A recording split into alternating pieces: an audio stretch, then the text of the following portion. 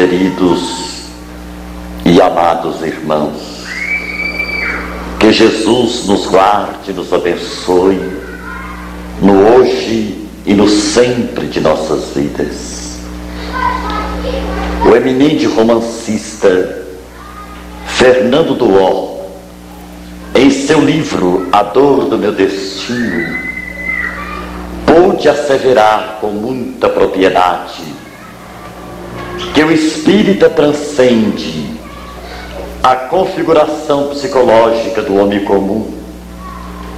por se colocar entre os dois mundos, com esta visão transcendente que lhe é peculiar em razão da fé raciocinada que admite. Compreendemos todos nós que a função da reencarnação objetiva, o resgate de nossos débitos passados, de nossas vidas recuadas nos milênios, de nossas vidas transatas, e que objetiva também o nosso desenvolvimento psíquico, a conquistas de virtudes e de sabedoria para o nosso imenso voo através da incomensurabilidade do universo em busca de Deus. E que por mais que o homem avance no domínio das conquistas intelectuais, por mais que ele adquire cultura acadêmica, se ele não procurar sensibilizar-se, fazer um matrimônio da razão com a emoção, com os sentimentos, todo o seu progresso ficaria na horizontal. Por isto, os espíritos missionários de todas as épocas e períodos da humanidade, desde os profetas, os eminentes filósofos que precederam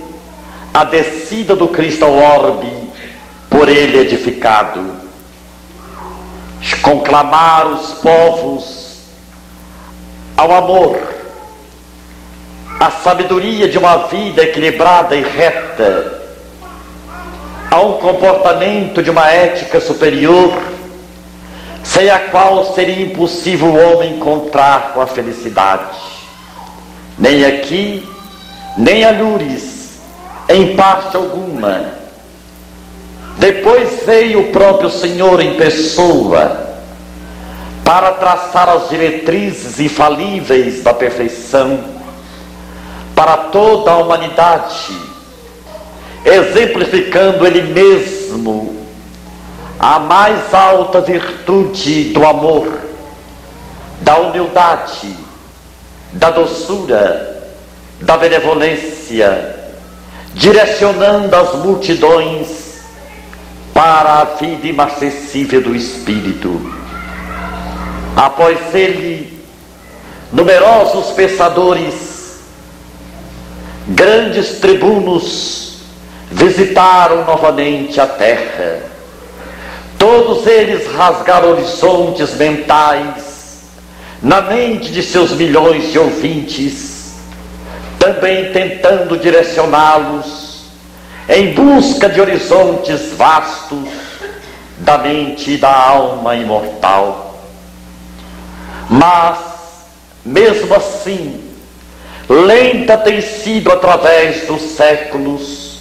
o despertamento moral da humanidade. O homem acrisola com muita facilidade os recursos da inteligência, mas os sentimentos nobilitantes, os recursos do amor maior,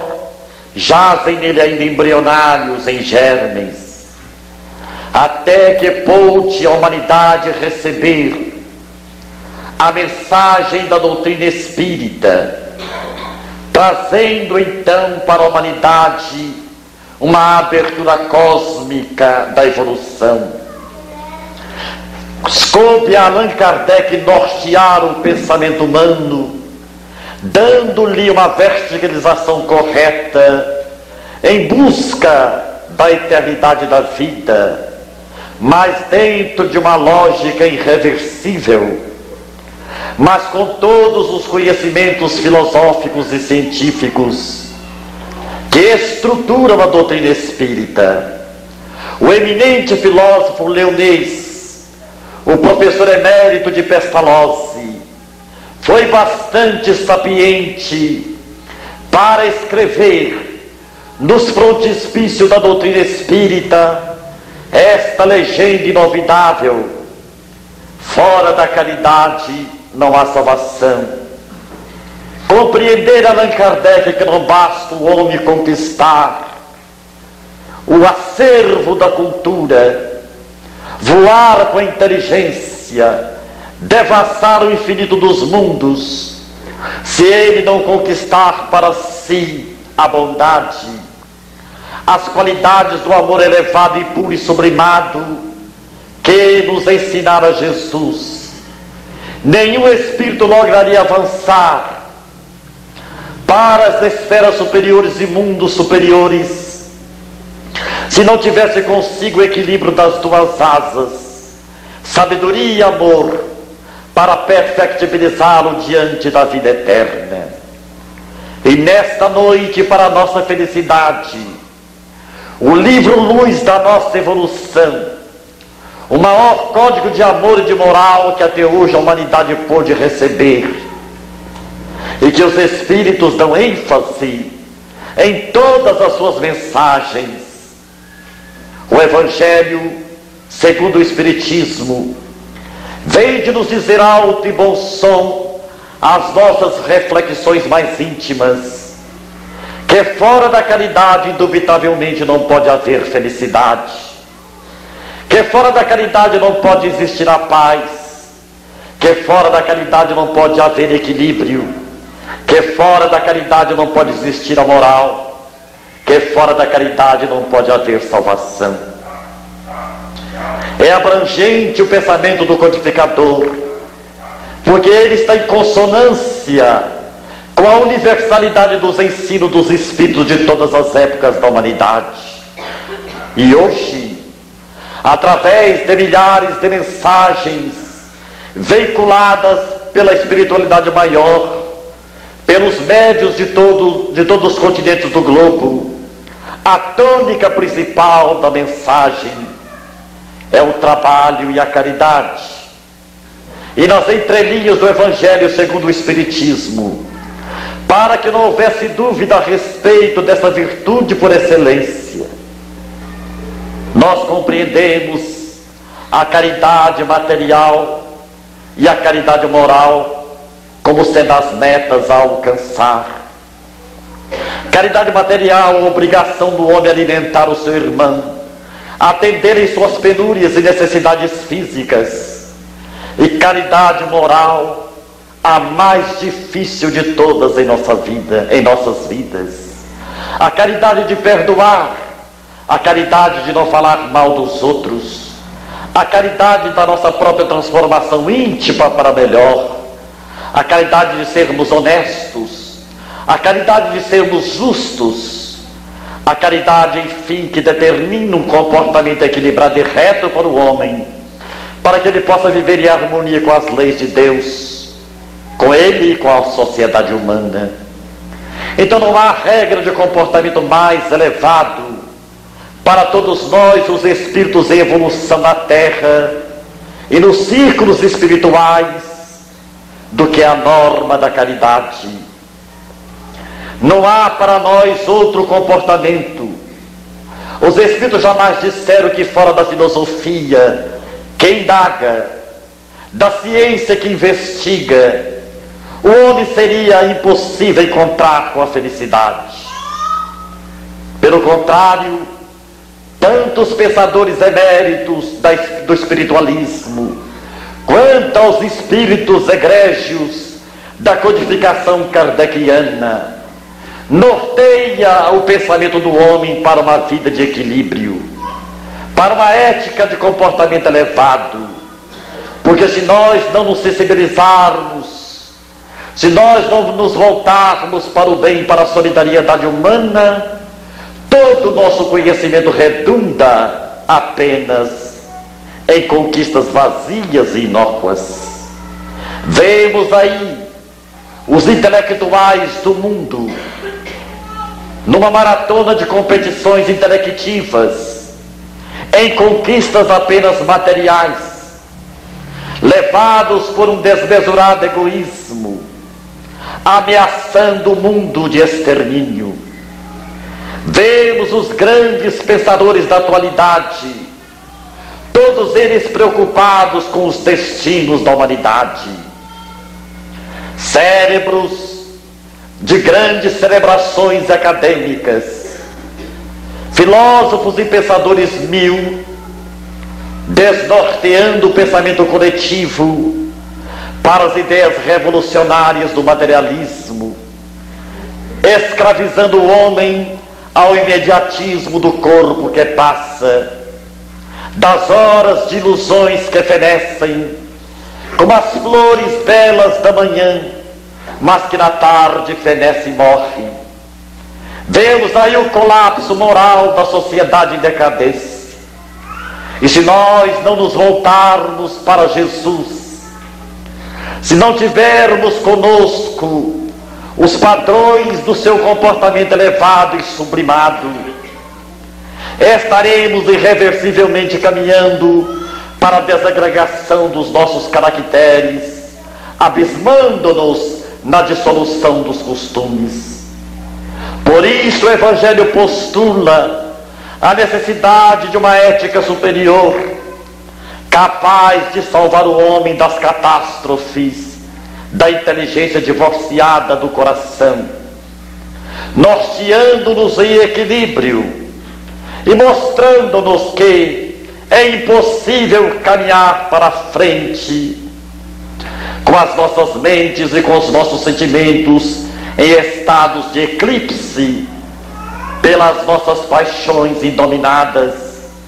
que acabam por nos escravizar, rebaixando-nos. Então a doutrina espírita vem ao mesmo tempo socorrer a inteligência humana em declínio de valores éticos e aponta-nos como dever inalienável para a felicidade do presente e do porvir, uma vida consoante à vida do Senhor. Temos voltado várias vezes às reencarnações, temos retornado ao mundo de origem, a pátria dos espíritos. Lameira de Andrade nos diz, quase sem nenhum progresso sensível que nos mudem os esgares fixos da consciência, quase que como múmias voltamos ao mundo dos espíritos, trazendo contra nós uma herança infeliz de vícios degradantes, de costumes bastardos e de uma inteligência patológica, criando para nós reencarnações dolorosas, para nos curarmos da megalomania intelectual e conquistarmos os mais pulcros sentimentos virtuais do bem. Por isso proclama aos espíritos a necessidade de sermos bons, a necessidade de sermos piedosos, misericordiosos, indulgentes, afáveis, dóceis, ternos, compassivos, solidários, humanos,